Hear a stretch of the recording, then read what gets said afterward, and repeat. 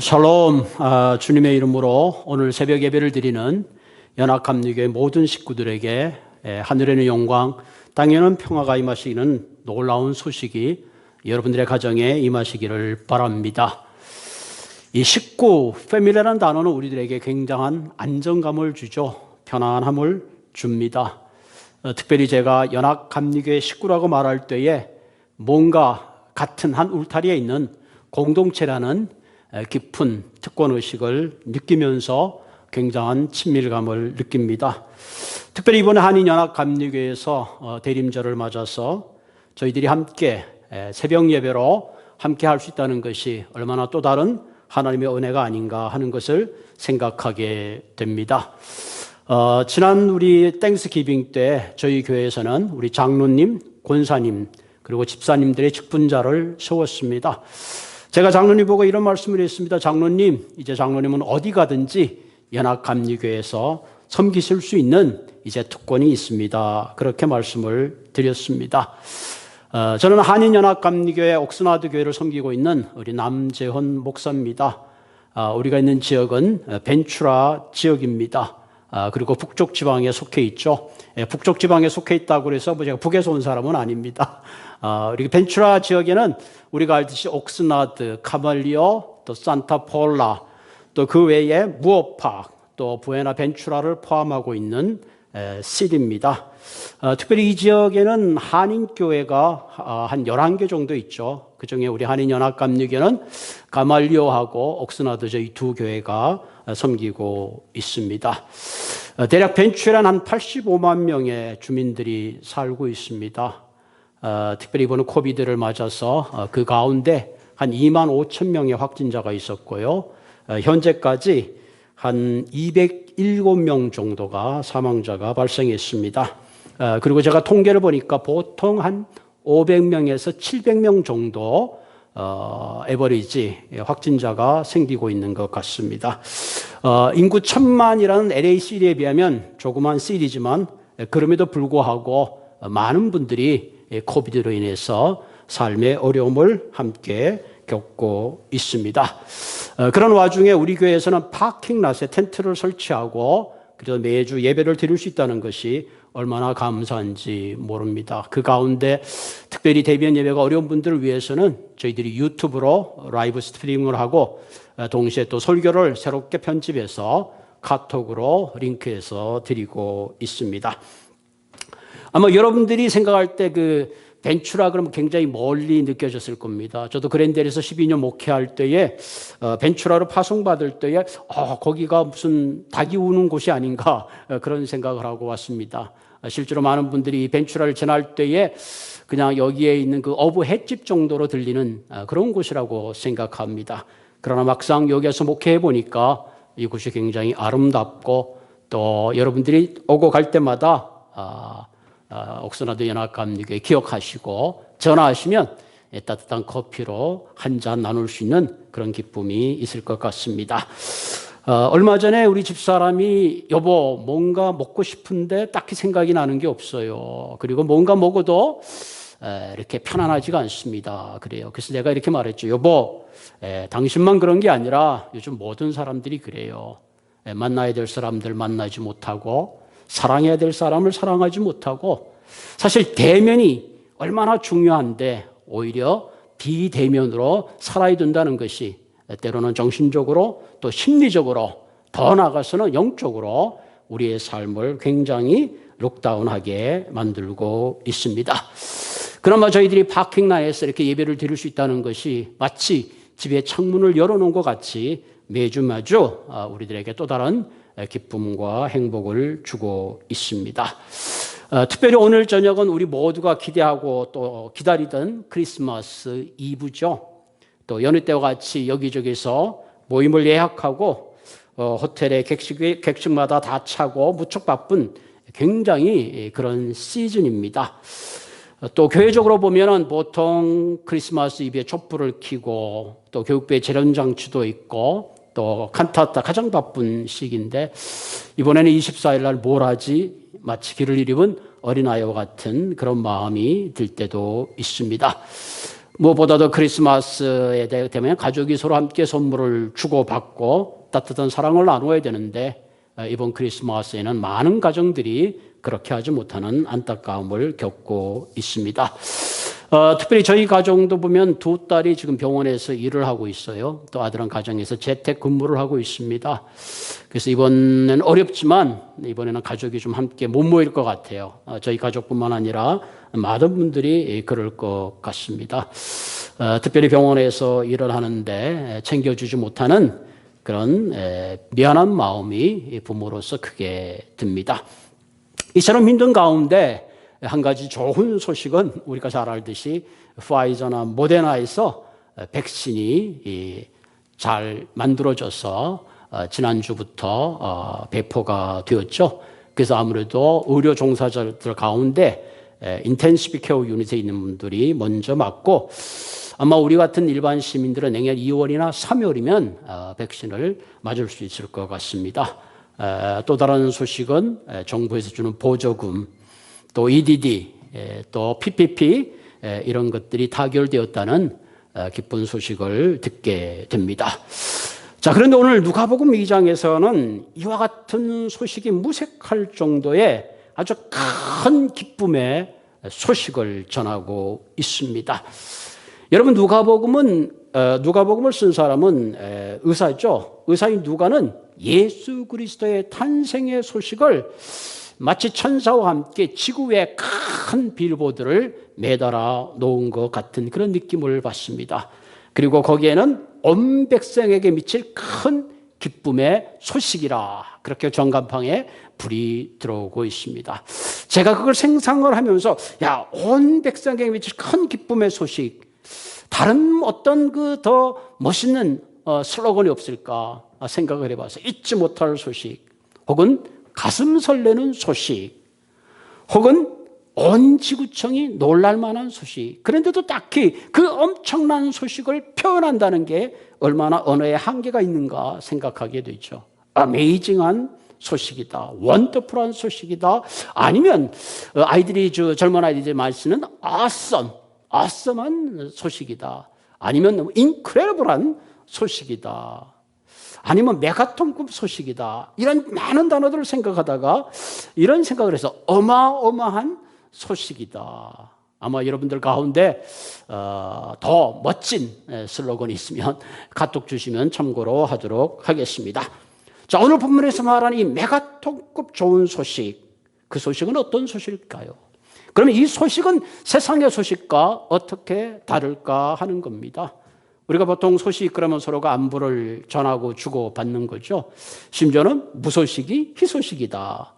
세상에 많은 소식들은 생겨났다가 사라지죠.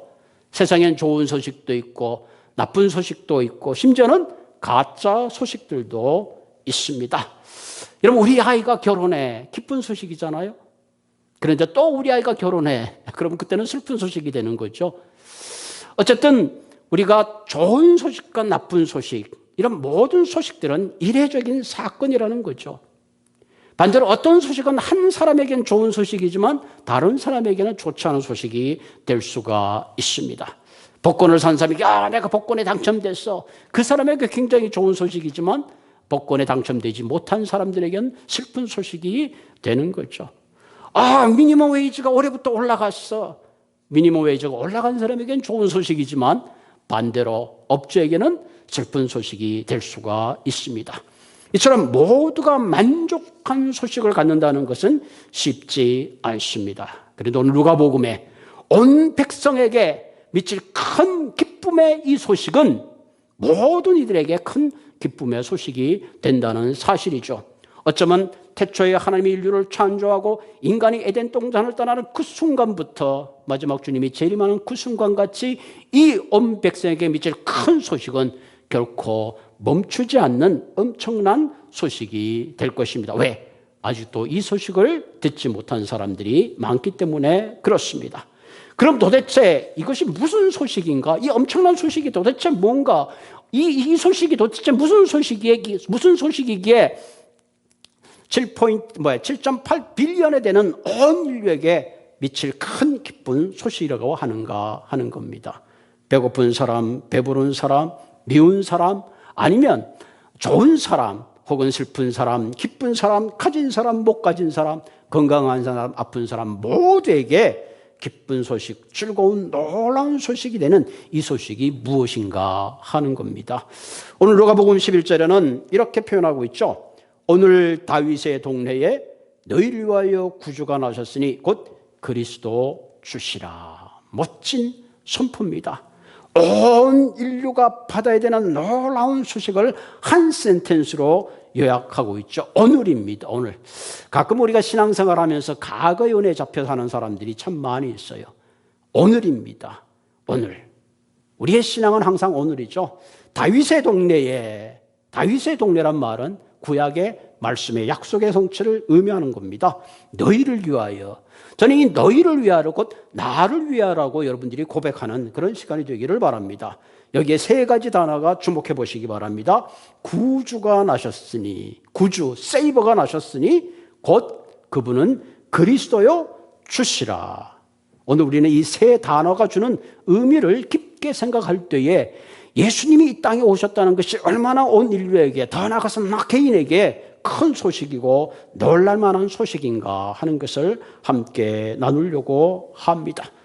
첫째로 예수님은 나의 세이버로 오셨다. 구세주로 오셨다. 예수님은 나를 구원하시기 위해서 이 땅에 오셨다. 여러분, 구주란 말은 이 소테르라는 이런 말인데요.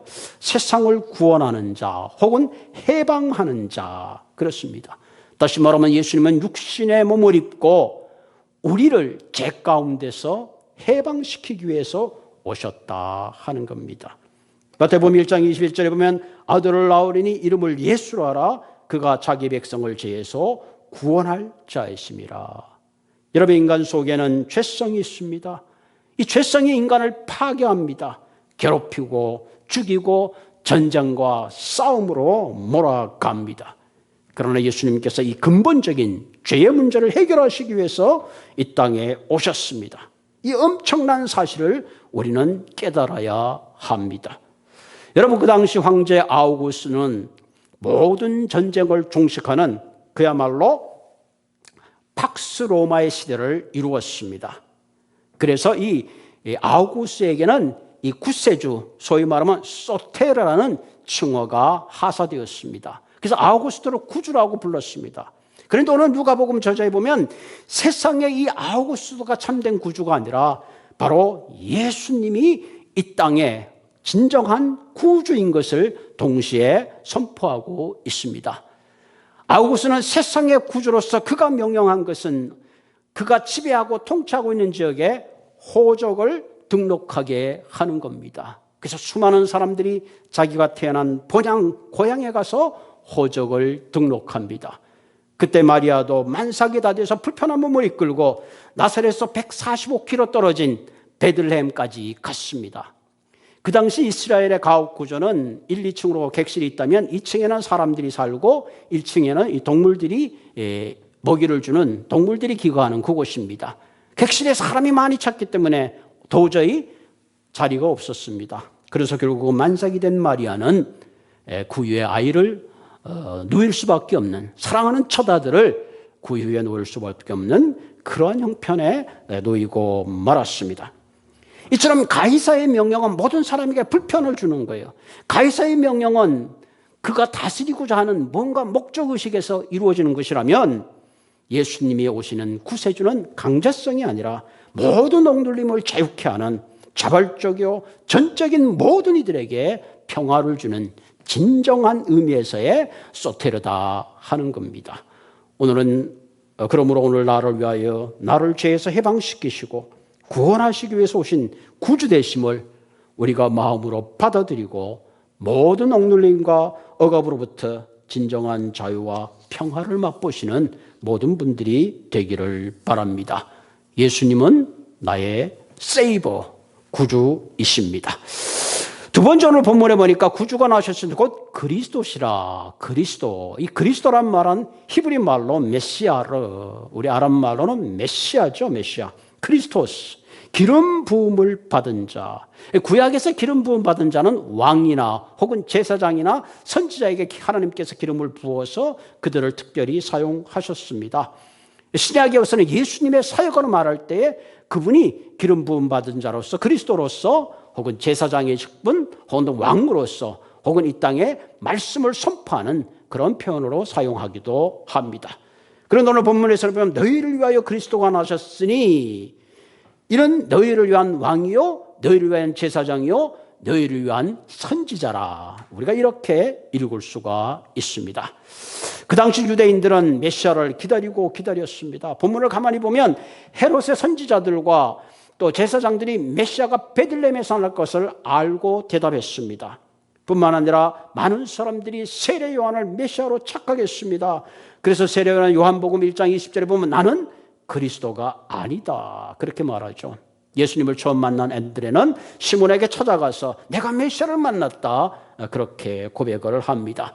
심지어 우리가 잘 아는 이 사마리아 수가성의 여인도 보라 내가 그리스도를 만났다. 그 당시 많은 사람들은 바로 이 그리스도가 다윗의 자손으로 베들레헴에서 태어날 것을 믿고 있었습니다. 자, 이달이 기다리던 메시아는 어떤 분이냐? 한마디로 다윗의 왕조처럼 되기를 기대했습니다. 로마와 같은 모든 이방의 민족의 압제를 해방시키시고 다윗처럼 다시 한번 경제적으로, 사회적으로, 군사적으로 정의와 평화를 가져올 것을 기대했습니다. 그러나 예수님은 백성이 기대하는 메시아이기보다는 그리스도적이기를 원했습니다. 아마 그래서 누가복음은 메시아란 말보단 그리스도란 말을 사용한 것 같습니다.